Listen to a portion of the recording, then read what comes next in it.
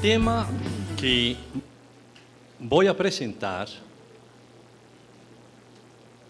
es muy concreto: la representación por poder, y se vuelve más concreto cuando continúo con su título, en sede notarial. Por razones de brevedad, hay un documento que lo vamos a ver en pantalla con el fin de evitar divagaciones o paréntesis que constituyen uno de los vicios de quienes somos docentes, con el peligro de que se acabe el tiempo reglamentario y no se haya cerrado el paréntesis. Justificación del tema. Existe una tendencia de confundir la representación con el mandato y el acto de apoderamiento. Miren cómo digo, con el mandato y el acto de apoderamiento que éste contiene. Razón por la cual es necesario hacer el análisis primero del contrato o negocio jurídico de mandato y del apoderamiento que contiene las facultades que da el mandante al mandatario.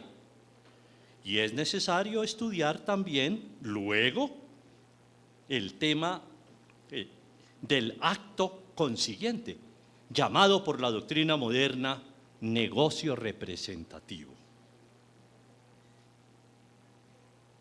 Ya tenemos ahí dos nociones muy importantes.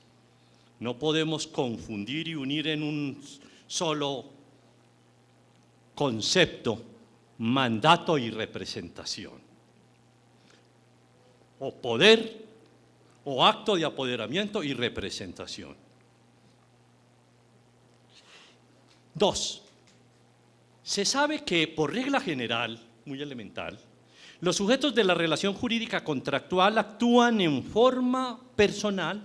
Por ejemplo, el sujeto A le vende al sujeto B y B compra uno y otro compran directamente. La excepción a esta regla general ocurre cuando uno de los sujetos del negocio jurídico, que lo vamos a seguir llamando dominus, lo llama la doctrina, toda la doctrina europea, y aún desde las raíces romanas, dominus, el mandante, desea o necesita actuar a través de otro sujeto, representante, con el fin de que éste ejecute la gestión debidamente legitimado para ello, que es lo que llama la doctrina moderna también, la legitimación representativa. Tercero, lo anterior obliga a estudiar entonces la figura de la representación como un negocio necesariamente conectado con el del mandato y el del acto de apoderamiento, que generalmente lo llamamos poder o procura, que hace el poderdante al apoderado. Ese estudio conlleva el análisis de los siguientes puntos. A. La investidura de atribuciones que hace el poderdante al apoderado para saber el radio de acción y ejecución dispositiva de este último frente a los intereses del primero. ¿Cuáles son las facultades que el mandante dominus le ha dado al representante para que su conducta la despliegue con el fin de ejecutar la gestión encomendada,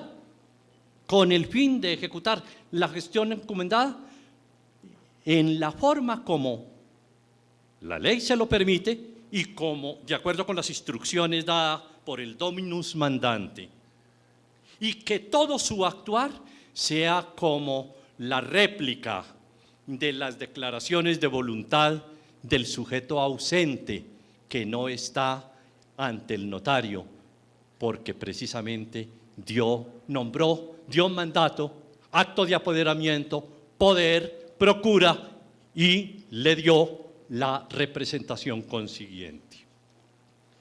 El B, el ligamen del poderdante con el apoderado. Son las dos partes del contrato.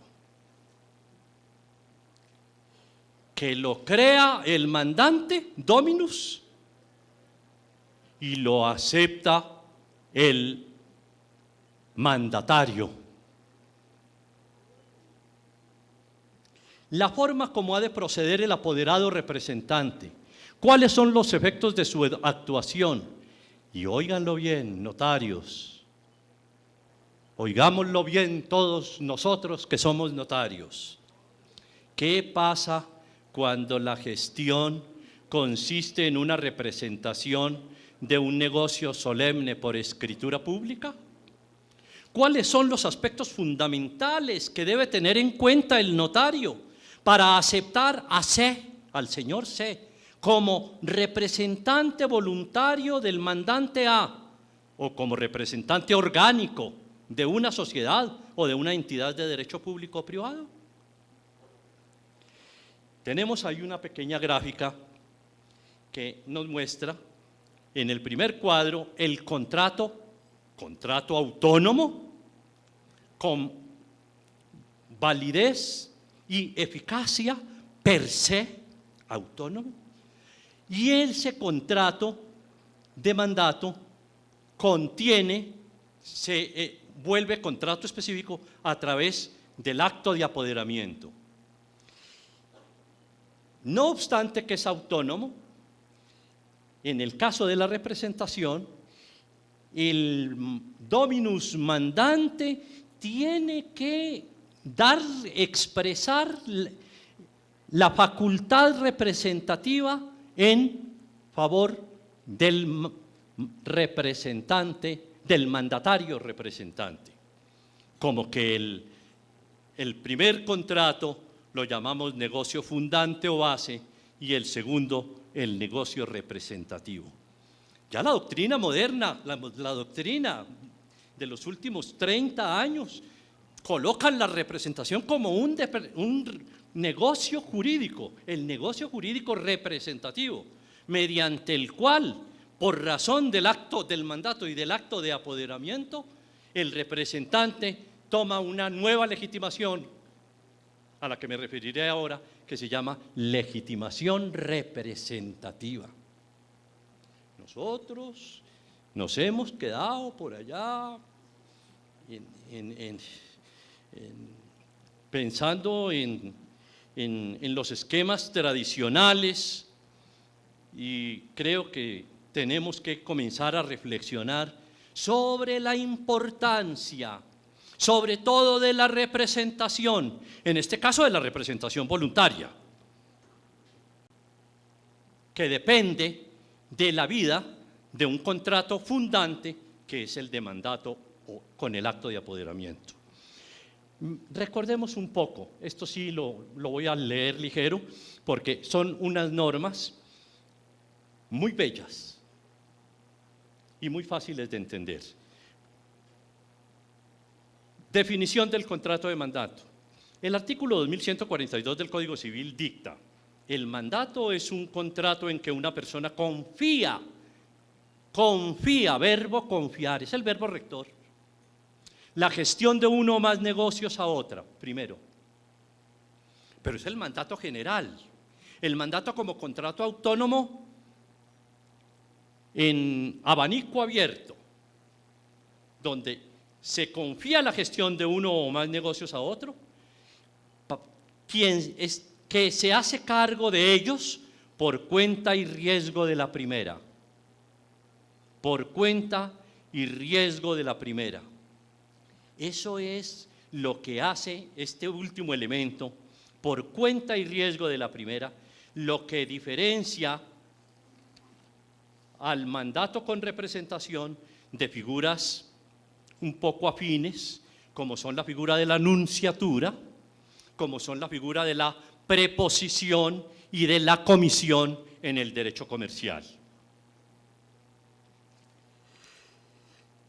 Las frases del artículo 2142 subrayadas constituyen los elementos esenciales del contrato de mandato. Y sigue el artículo. La persona que concede el encargo se llama comitente o mandante y la que lo acepta apoderado, procurador y en general mandatario. Óiganlo bien. Y traigo una frase. Ustedes saben que, ¿por qué cuando yo hablo del externado y de Hinestrosa me conmuevo? Y ustedes me perdonan. Traigo una frase luminosa del maestro Hinestrosa. El mandato confía la gestión al mandatario, es decir, deposita su confianza en él, hasta poder afirmar que se entrega a la buena fe de éste. Dice Hinestrosa, confía en su habilidad, el mandante confía en su habilidad, destreza, eficiencia, si no antes y en forma más amplia, en su honradez y en su lealtad. De ahí que se llegue a afirmar que entonces será una relación de fiducia. Ello tiene una contrapartida, oigan la belleza. El riesgo del desacierto en la escogencia del mandatario representante y posteriormente el de comportamiento descuidado, torpe o incorrecto de éste. Agrego, sin olvidar el comportamiento fraudulento de personas inescrupulosas que bajo el amparo de un poder falso y aparente suplantan al mandante. Problema nada extraño en la patología social del mundo moderno y de bastante ocurrencia en Colombia. Además, el espectro delincuencial se amplía cuando el verdadero mandatario representante comparece ante el notario a ejercer la representación habiendo muerto el mandante, en violación de elementales reglas éticas y del artículo 2189 del Código Civil, que dice que el mandato termina por muerte del mandante. Al mandatario se le olvida que murió y que estuvo en el entierro. Artículo 2149. El encargo, que es objeto del mandato, puede hacerse por escritura pública o privada, por cartas, verbalmente o de cualquier otro inteligible, y aún por la aquiescencia tácita de una persona a la gestión de sus negocios. Claro, el mandato es per se e in se consensual. Solus consensus obligat. Todo contrato comienza siendo consensual.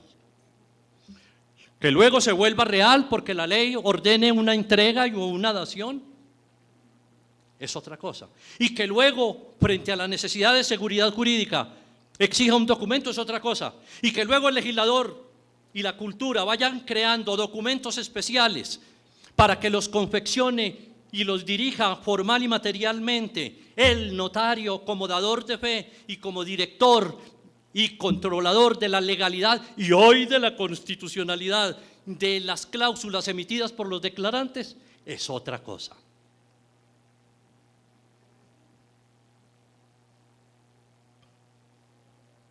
No se olvide que el contrato de mandato es consensual, pero, subrayadito, cuando contiene un acto de apoderamiento, cuyo encargo es la representación en sede notarial, tiene que documentarse. Creo yo que esta documentación se trata de un requisito legal, como lo vamos a ver, meramente ad probationem, y no para efectos notariales, y no constituye elemento esencial ni del negocio representativo ni del mandato base con el acto de apoderamiento. En efecto, el artículo 25 del decreto ley 960 del 70 y el artículo 28 ibidem, modificado por el decreto 2163 de 1970, que lo trabajamos todos los días, porque la gran mayoría de las escrituras públicas se hacen con representantes, exigen que la representación debe acreditarse ante el notario cuando de escritura se trata y que debe protocolizarse. Veremos los artículos más adelante. Mandato, oigan, mandato, poder y representación se vierten en un solo documento, sin que esto impida pluralidad de documentos que posteriormente se integren entre sí. En todo caso, lo deseable es lo primero. Vamos a ver la definición del mandato comercial. Idéntica no, similar a la definición del Código Civil. El mandato comercial es un contrato por el cual una parte se obliga a celebrar o ejecutar uno o más actos de comercio por cuenta de otra, similar al 2142 del Código Civil. Y viene un inciso importantísimo en este estudio. En este pequeño estudio, que simplemente es un abrebocas para que nos vayamos con, como suelo decir en algunas veces, con la pulga en la oreja para poder reflexionar sobre esta figura del negocio representativo y del mandato. Y dice el Código de Comercio, el mandato puede conllevar o no la representación del mandante, razón por la cual puede haber, la que estamos hablando, la que estamos tratando, es la representación previo mandato, pero puede haber representación sin mandato. Efecto cierto del mandato es la obligación de ejecutar el encargo según los términos del acto de apoderamiento. Esta obligación es de hacer una gestión, la cual está calificada por los límites de la procura. ¿Y eso qué quiere decir? La cual está calificada por los límites de la procura. Que el notario está en la obligación, en ejercicio del control de legalidad, no meramente teórico, sino real, práctico y eficiente y verdadero, de hacer una revisión del contenido de las cláusulas de la procura, de las cláusulas del acto de apoderamiento. ¿Dónde está usted? Usted está representando a A y lo está comprometiendo con el gravamen de una hipoteca. Si yo no veo aquí, en este poder, no veo la facultad para que disponga, gravando el inmueble de su mandante, de su dominus mandante. Y la gran pregunta, ¿y si el poder me lo trajeron solamente para el reconocimiento, yo no le hago control de legalidad? Pulga en la oreja que les dejo en relación con la diligencia de reconocimiento.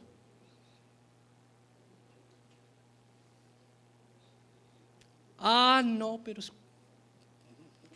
no, lo presentaron y bueno, y pagaron la tarifa del reconocimiento. Pues luchar por una tarifa del reconocimiento que implique reconocimiento al trabajo del control de legalidad. Por lo demás, estamos en un teatro de un acto de apoderamiento meramente formal, resignándonos con que conste en una hoja y que en esa hoja conste una diligencia de reconocimiento y aún equivocadamente diligencia de representación personal, como lo ordena o lo permite el decreto reglamentario 2148 del 83, porque la diligencia de presentación personal, en la diligencia de presentación personal, el notario da fe de la comparecencia en persona de quien tiene al frente, y ella no está declarando que el contenido del documento es cierto para que pueda en el futuro recibir los efectos, derechos y deberes que se derivan del acto de disposición de intereses que va a ser el representante. Esto es cosa seria. Por su parte, los efectos del acto de apoderamiento se sintetizan en la legitimación que toma el representante, gracias a la cual queda habilitado para constituir derechos y crear obligaciones en cabeza de su representado.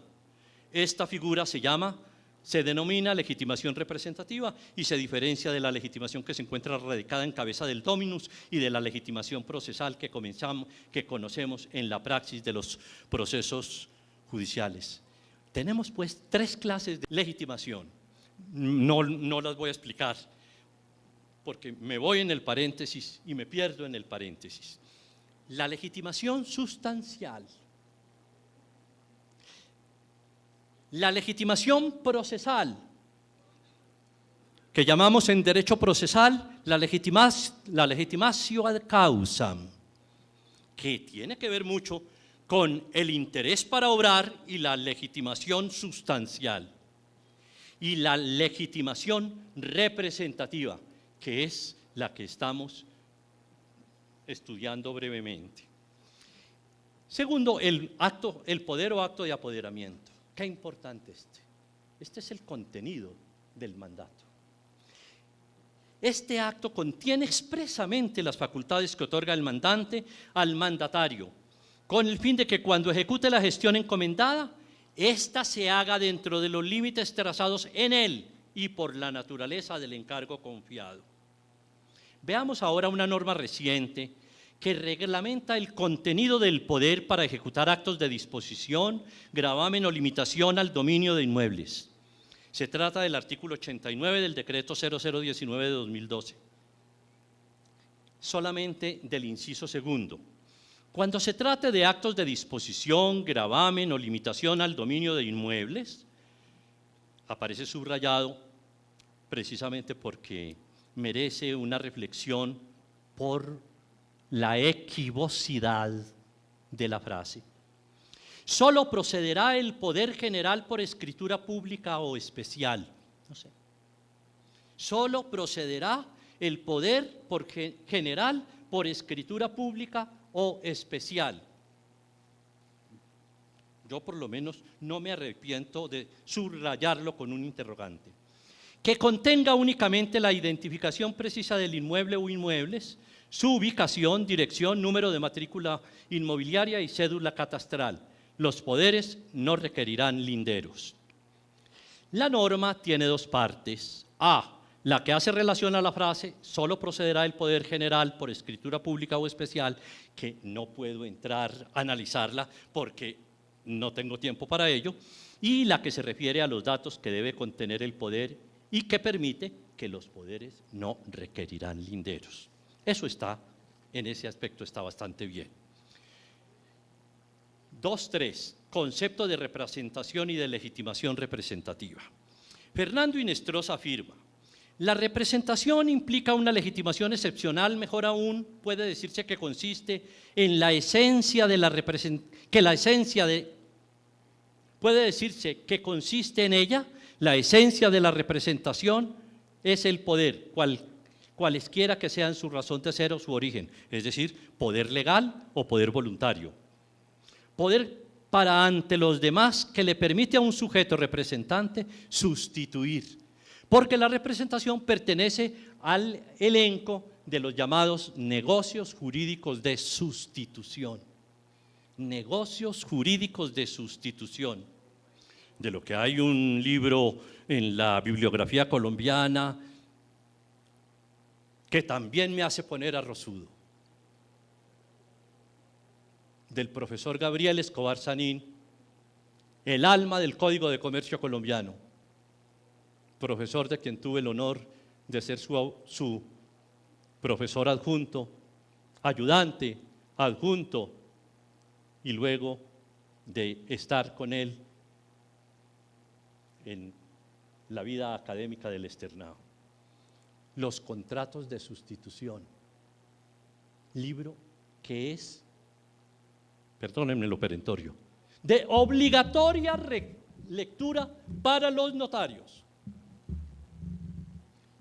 Este tema de la representación es un tema que vamos a tener que hacer varios seminarios para manejar la representación legal, para manejar la representación en derecho de familia, para la representación en derecho comercial, la representación en derecho administrativo. Es que el mundo actual, los negocios del mundo actual, en su 90% se hacen a través de la representación.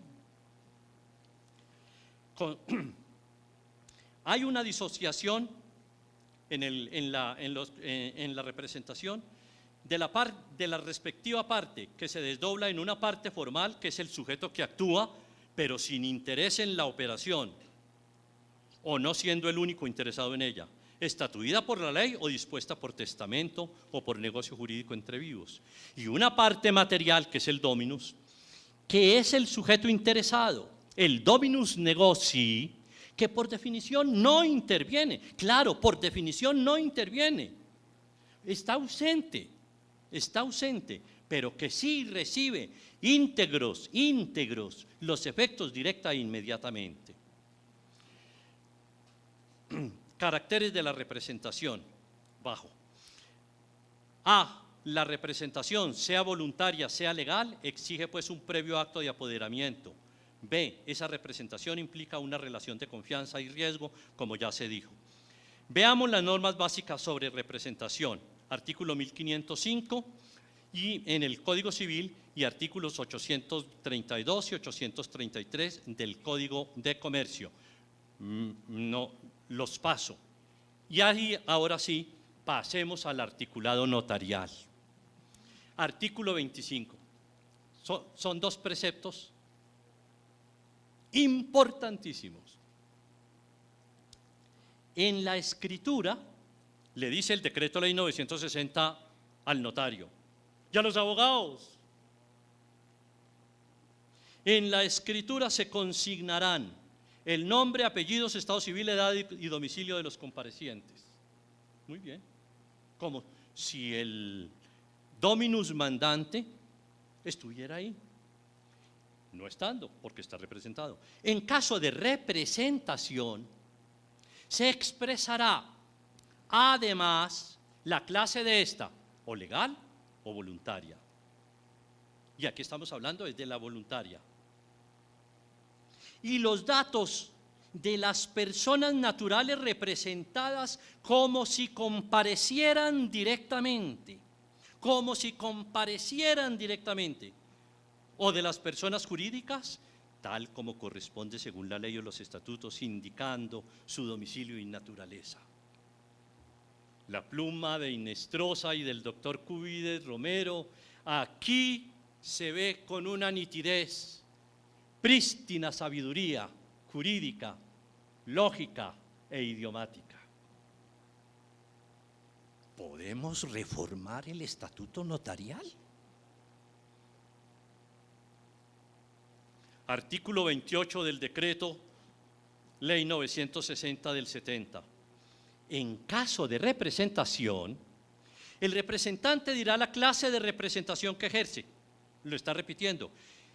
Pero hay una norma nueva.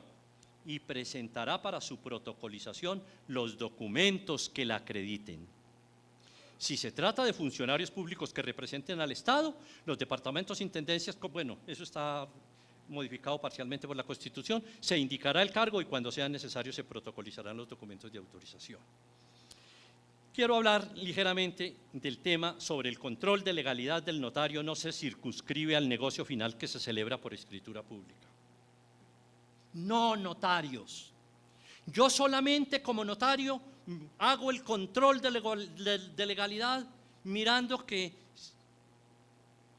se cumplan los requisitos notariales y que se cumplan los requisitos necesarios e inherentes a los elementos esenciales del contrato que estoy rituando en esta escritura pública. No, yo también tengo que ir al documento muy importante donde está el mandato con el acto de apoderamiento. ¿Y qué hago? Leerlo con lupa. No mirar si en realidad en ese poder, si fue poder privado, en documento privado, dejaron espacios en blanco y se fueron llenando posteriormente. Dudar indubio pro negocio que se celebra ante el notario, indubio pro notario, indubio pro notariado, indubio pro fe pública, indubio por seguridad jurídica, indubio por la libertad del notario. ¿Y qué nos dice? Se extiende ese control de legalidad a la representación, al análisis del acto de apoderamiento y al mandato como negocios fundantes del primero. Allí menciono en los artículos 6 y 21 bellos del Decreto Ley 960. Pero sí traigo, para una inquietud, traigo una parte del artículo 99 del 960 sobre invalidación del acto notarial. Recuérdenlo. Desde el punto de vista formal, son nulas las escrituras en que se omita el cumplimiento de los requisitos esenciales en los siguientes casos. 1, 2, 3, 4. Cuando no aparezca la fecha y el lugar de la autorización, la denominación del notario.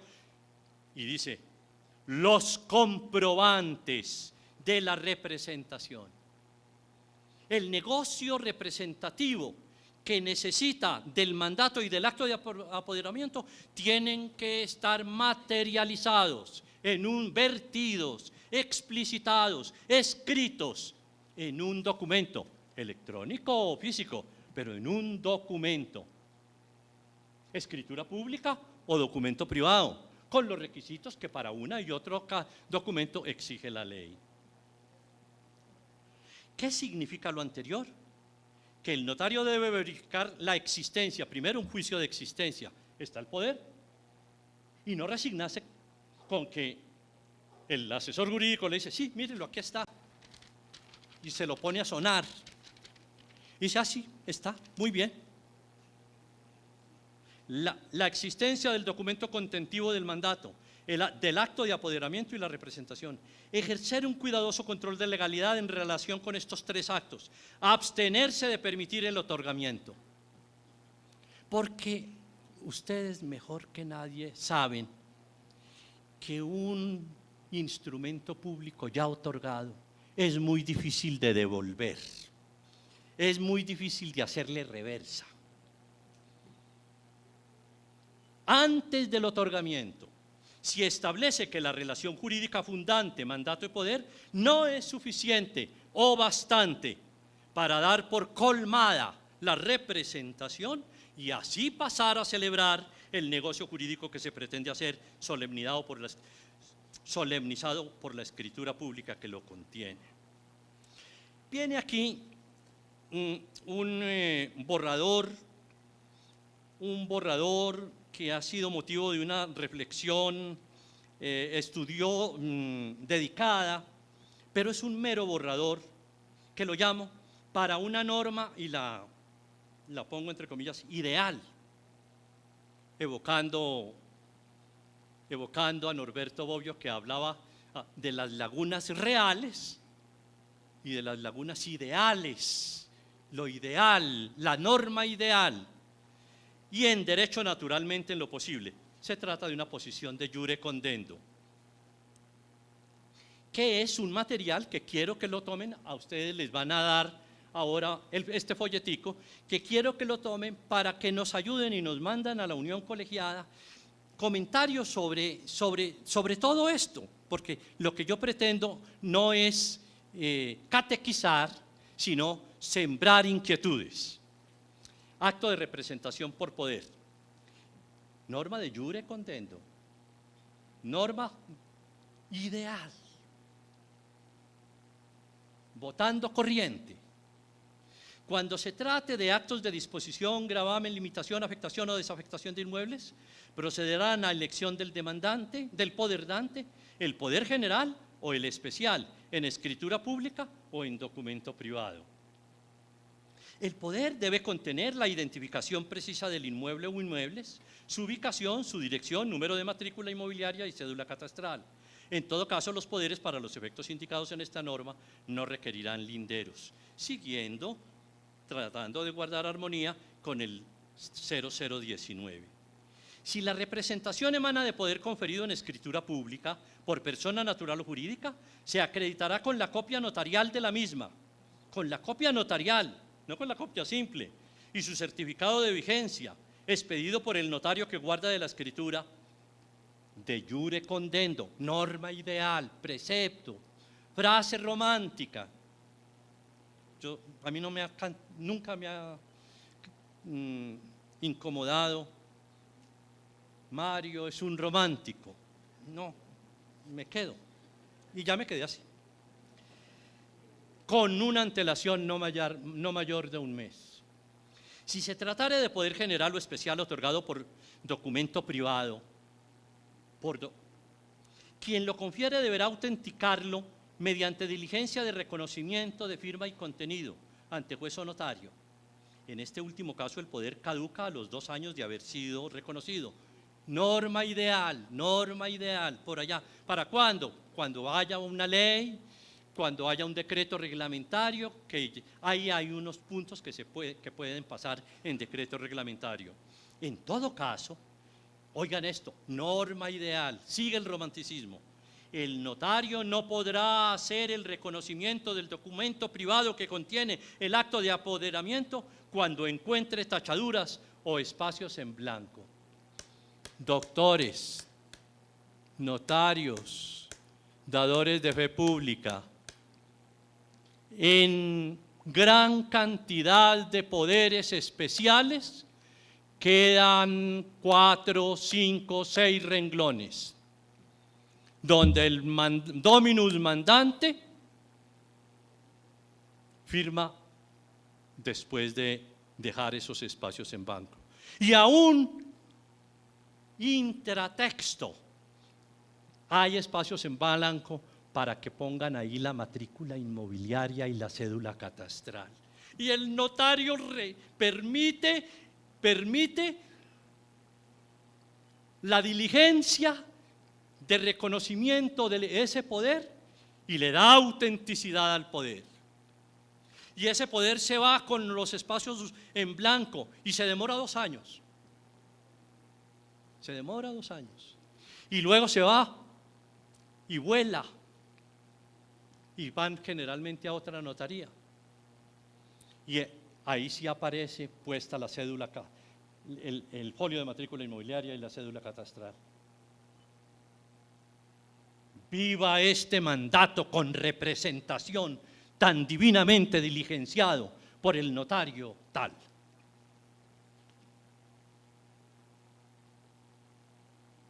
Autenticación y reconocimiento aparente. El notario verificará electrónicamente o por solicitud escrita, si careciere de los medios electrónicos ante la Registraduría Nacional del Estado Civil, la vigencia de la cédula de ciudadanía del poderdante para el momento en que el poder va a ser empleado. Sin este requisito, seguimos soñando, el notario no autorizará el instrumento. Pero si tenemos firma digital y si podemos entrar en línea para cotejar la huella, ¿cómo no se puede hacer en forma inmediata esa verificación de una seguridad impresionante? Luego viene, los poderes serán digitalizados en las notarías y consulados, que es la parte tercera del artículo 0019. Vienen ahora unos interrogantes que simplemente los voy a leer. No puedo permitir debate, ustedes me excusan, porque no tengo tiempo. Unos interrogantes para reflexionar que no sé si quieren que se los lea o posteriormente lo ven en el documento. Bueno, leámoslo pues. Primero, de acuerdo con lo expuesto, ¿cómo entiende usted que la representación por poder resulta de 2 negocios jurídicos? El primero, autónomo per se, el mandato, y el segundo, conexo con este. Se trata de los contratos conexos. Segundo, ¿qué diferencia hay entre acto de apoderamiento o poder y el poder que se documenta en una escritura o en un documento privado? ¿Será que este último cumple solamente la función de medio de prueba? Ese es otro interrogante. Tercero, cuando llega a una notaría un usuario para otorgar poder especial por escritura pública, usted le niega el servicio bajo el fundamento de que los poderes especiales solo se constituyen en documento privado. Cuarto, y cuando el usuario le declara solamente que le da amplias facultades dispositivas y administrativas al mandatario, usted no le advierte al otorgante del mandato que si pretende facultarlo para transferir un inmueble, tiene que identificarlo en forma precisa, sin necesidad de escribir los linderos, anotando su ubicación, su dirección, el número de matrícula inmobiliaria y la cédula catastral respectiva. Esta es una pregunta que tiene su cascarita para que ustedes la reflexionen. Otra pregunta, ¿el mandante tiene que notificar la revocatoria al mandatario? ¿Tiene que notificar la revocatoria al mandatario? Nunca, porque el mandatario es el dominus del negocio, pero es el dominus para crearlo y el dominus para terminarlo. Quinto, cuando llega a la notaría un usuario para que un notario autorice el reconocimiento de su firma y del contenido del documento firmado, usted lo revisa a fin de que cuente con los requisitos establecidos en el 0019 de 2012. Se limita a dar fe de identidad, de comparecencia y de la declaración según la cual el otorgante dice que el contenido del documento es cierto. Pulga en la oreja. Sexto, ¿usted cree que en derecho colombiano puede otorgarse poder general por medio de un documento privado? Y si el mandante lo otorga así, ¿usted se negaría a autorizar la diligencia de reconocimiento? Cascaritas. Séptimo, ¿cuáles considera usted que serían las medidas precautelativas del notario para establecer que el poder conferido por escritura pública en su notaría se encuentra vigente por no haber sido revocado? ¿Y cuáles las medidas precautelativas para evitar que el poder se ejerza estando muerto el mandante? Y viene para ir cerrando esta fatiga, esta tortura en que los tengo sometidos. 8. Un heredero del mandante llega a su notaría y le presenta el certificado de defunción de su padre, quien hubo de otorgar un mandato 20 años atrás. Eso ocurre en Colombia mucho. Yo lo tuve en mi ejercicio notarial y lo veo en consultas que permanentemente me hacen los notarios. La muerte del padre ocurrió hace 10 años. A partir de su muerte, el mandatario representante, y le coloco ahí un interrogante, y merecería miles de interrogantes. A partir de su muerte, el mandatario representante ha otorgado como tal 20 escrituras públicas, y el caso que yo conocí fueron más de 80 de una parcelación. 20 escrituras públicas de transferencia de bienes propios del difunto. El heredero, como muy en dueto con el mandatario, lleva el documento y el notario le dice: esto hay que protocolizarlo para poder hacer la revocatoria, la nota marginal transversal de revocatoria del mandato. No, notario, yo no lo protocolizo. ¿Pero por qué no? No, yo no lo protocolizo. Y se lo deja ahí, y se lo deja tirado en el escritorio. Lo deja encartado. El heredero se niega a protocolizar el certificado de defunción. Y en el entretanto, el falso mandatario pide vigencia del mandato. ¿Qué hace usted? ¿Se niega a dar esta vigencia? 9. ¿Considera usted que los poderes deben tener término de caducidad? 10. ¿Qué opina de la verificación electrónica de la cédula de ciudadanía del poderdante? ¿Y qué opina de la norma que consagraría el deber de abstención de autorizar el instrumento poder? Lo que yo suelo trasladar de pronto atrevidamente, el bello tema de los poderes deberes del juez en sede judicial con poderes deberes del notario. Y recalco, y perdónenme la cantaleta, nunca del juez, porque el notario no es ni puede ser juez. Así vengan importantes personas a la tribuna de notariado a pregonar la importancia de transferirle función jurisdiccional al notario dador de fe. El notario no es director de un proceso. El notario no es el director de la audiencia donde se cumple el principio de contradicción. El notario no atiende recursos de reposición, apelación. El notario no sentencia, no decide la litis. Secundum probata et allegata. El notario no es juez. El notario podrá tramitar asuntos de la llamada jurisdicción voluntaria, pero lo debemos llamar mejor asuntos no contenciosos. ¿Qué opina de la verificación electrónica de la cédula de ciudadanía del poder dante? ¿Y qué opina de la norma que consagraría el deber de abstención? Bello tema este, el deber de abstención, de autorizar el instrumento público que se está realizando por representación para el caso en que la cédula de ciudadanía del otorgante ha sido cancelada por defunción. Claro. Este es el negocio jurídico, uno de los negocios jurídicos más importantes en la vida del derecho y del notariado.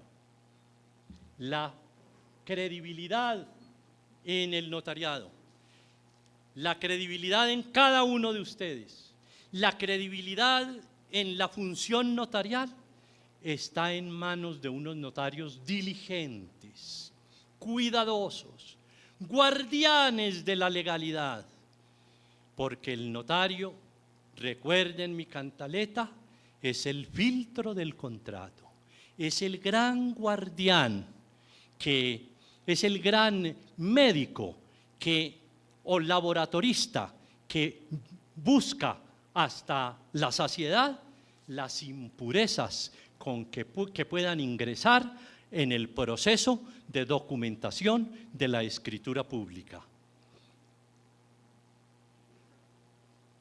Perdónenme estas reflexiones que de pronto lesionen a algunos de ustedes o los lesionen a todos ustedes por colocarme en plan de consejero, pero ustedes saben que son reflexiones que resultan de toda esta vida y toda esta experiencia, viviéndola con alegría en la calidad de notario, que es una función muy bella, que tiene una majestad y que ustedes tienen que comprometerse a salvaguardarla y a salvarla de los enemigos.